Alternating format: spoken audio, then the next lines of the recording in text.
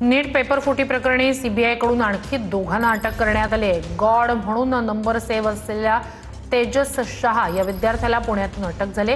तेजस शहा या विद्यार्थ्यानंच मनीषा हवालदारकडून पेपर विकत घेतला होता। नीट पेपर फुटी प्रकरणी सीबीआयनं आणखी दोघांना अटक केलेली आहे। त्यातलं एक नाव तेजस शहा हे आहे। तर पेपर फुटी प्रकरणी आणखी एक मोठी कारवाई म्हणता येईल। सीबीआयनं आणखी दोघांना अटक केलेली आहे।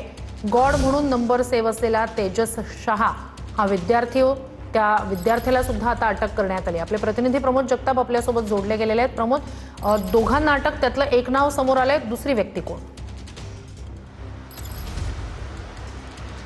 श्रुती 12वी आणि 13वी अटक ही पुण्यामधनं करण्यात आलेली आहे।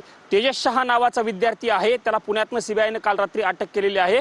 आणि जी 13वी अटक आहे ती आहे डॉक्टर मनोज शिरुरे यांची। मनोज शिरुरे हे डॉक्टर आहेत आणि त्यांनी पेपर घेतलेला होता किंवा त्यांची लिंक या सगळ्यामध्ये होती असा सीबीआयला मागच्या काही दिवसांपासून अंदाज होता। त्या अनुषंगानं सीबीआयनं मागच्या काही दिवसांपासून डॉक्टर मनोज शिरुरे याची पुण्यामध्ये असेल किंवा लातूरमध्ये चौकशी केलेली होती आणि या सगळ्या चौकशीनंतर आज दोघांनाही अधिकृत पद्धतीनं सीबीआयनं जी आहे ती अटक दाखवलेली आहे। यातला महत्त्वाचा मुद्दा श्रुती हा आहे की आतापर्यंत ज्या अटक करण्यात आलेल्या आहेत त्या अटक एक तर प्राध्यापकांच्या केलेल्या आहेत की कारण त्या प्राध्यापकांनी पेपर लिहिलेला होता किंवा पेपर लीक केलेला होता आणि ज्यांच्या मार्फत पेपर पुढे गेलेले होते अशा काही लोकांना अटक केलेल्या होत्या। पण डॉक्टरला अटक करण्याची ही पहिलीच वेळ आहे। डॉक्टर हा पहिलाच आहे की ज्याला सीबीआयनं अटक केलेली आहे। दुसरा महत्त्वाचा व्यक्ती तेजस शहा आहे, तो विद्यार्थी आहे अशा पद्धतीचा अंदाज सीबीआयला होता।